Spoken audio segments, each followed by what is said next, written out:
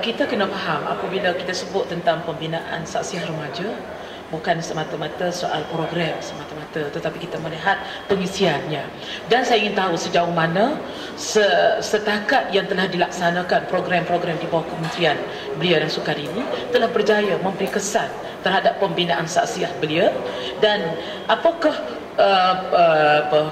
kebersamaan telah dilakukan dengan kementerian yang lain, terutama dalam berdepan dengan serangan yang boleh memberi kesan kepada belia ini, terutama serangan daripada media elektronik dan juga penganjuran konsep-konsep antarabangsa yang seharusnya diberi garis panduan yang tegas, sebab kita tidak mahu remaja belia kita terlibat dengan budaya terlompat-lompat di sana sini di atas pentas, dengan buka baju di atas pentas, dengan mabuk dadah sebagaimana yang telah berlaku dalam bulan Mac yang lalu, sehingga ada 6 mati akibat daripada ketagihan dadah dan alkohol dalam pengajian konsert yang sangat meruntuhkan moral dan akhlak belia negara kita. Jadi sejauh mana kerjasama yang telah dibuat oleh pihak Kementerian Belia dan Sukan bersama dengan kementerian yang lain untuk memastikan supaya